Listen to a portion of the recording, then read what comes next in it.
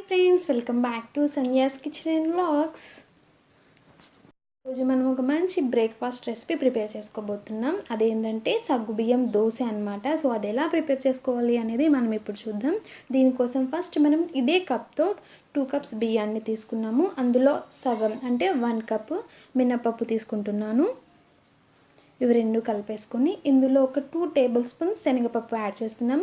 ఈ దోశల్లో శనగపప్పు యాడ్ చేయడం వల్ల ఏంటంటే ఒక మంచి కలర్ అనేది మనకి కనిపిస్తూ ఉంటుంది. అలాగే ఒక 2 టీ స్పూన్స్ ధనియాలు,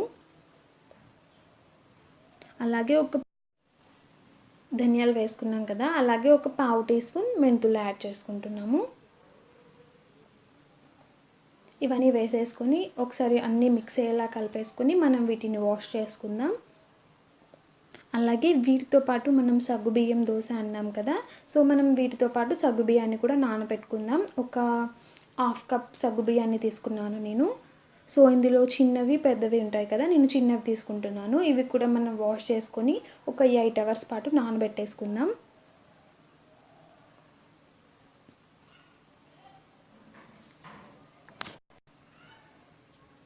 నేను ఈ రెండింటిని వాష్ చేసి పెట్టేశాను. ఇవి ఒక 8 అవర్స్ పాటు నానిన తర్వాత మనం వీటిని గ్రైండ్ చేసుకుందాం. 8 అవర్స్ కంప్లీట్ అయిపోయింది కదా, సో మనం ఇప్పుడు వీటిని గ్రైండ్ చేసేసుకుంటాం. మనం ఇలా చాలా స్మూత్గా గ్రైండ్ మొత్తం గ్రైండ్ చేసుకున్నాం కదా, సో ఇది మార్నింగ్ వరకు పిండి అంతా మంచిగా పులిసి మనకి రేపు మంచి యమ్మీ బ్రేక్ఫాస్ట్ రెడీ అయిపోతుంది. సో చూద్దాం.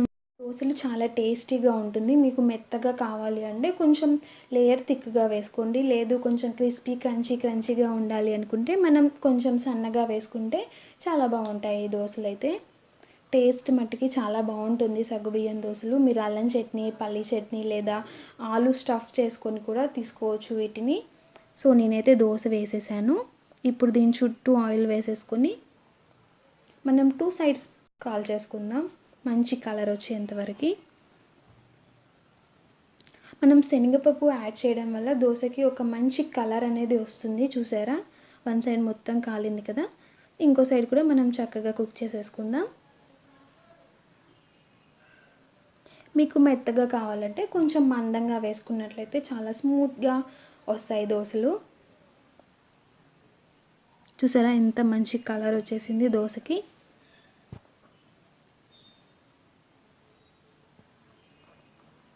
ప్లెయిన్ దోశ వేసుకున్నాం కదా, ఇప్పుడు మనం మసాలా దోశ వేసుకుందాం. నేను దోశ వేసేసాను. దీని చుట్టూరా కొంచెం ఆయిల్ వేసేసుకొని దీనిపైన మనం కొద్దిగా గన్ పౌడర్ వేసుకుందాము. మనకి తవ ఇడ్లీ అండ్ ఇడ్లీ కాంబినేషన్లో తీసుకుంటూ ఉంటాం కదా ఇది. సో దీనిపైన కొద్దిగా వేసేసి స్ప్రెడ్ చేసేద్దాం దోశ అంతా. కావాలంటే మీరు ఇప్పుడు ఆనియన్స్ వేసేసుకోవచ్చు, కావాలంటే చిన్నగా కట్ చేసుకున్న పచ్చిమిర్చి వేసేసుకోవచ్చు. పచ్చిమిర్చి అండ్ ఆనియన్స్ ఆలూలో వేసి కర్రీలా ప్రిపేర్ చేశాను కాబట్టి ఓన్లీ పౌడర్ మాత్రమే వేస్తున్నాను. ఇప్పుడు మధ్యలో మనం మసాలా కర్రీ ప్రిపేర్ చేసుకున్నాం కదా, అది పెట్టేసుకుందాం. ఇది 1 సైడే కాల్చుకుంటాం కాబట్టి మీడియం ఫ్లేమ్లో ఉంచి మంచిగా దోశ అంతా దోరగా కాలేంత వరకు వెయిట్ చేద్దాం మనం.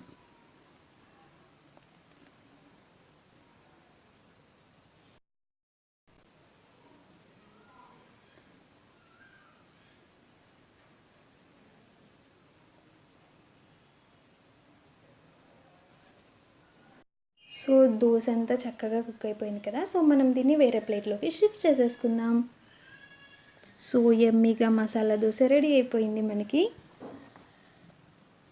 సో ఫ్రెండ్స్, మీకు కనుక ఈ రెసిపీ నచ్చినట్టయితే లైక్ చేయండి, షేర్ చేయండి. అలాగే మరిన్ని వీడియోస్ కోసం మా ఛానల్ని సబ్స్క్రైబ్ చేసుకోండి.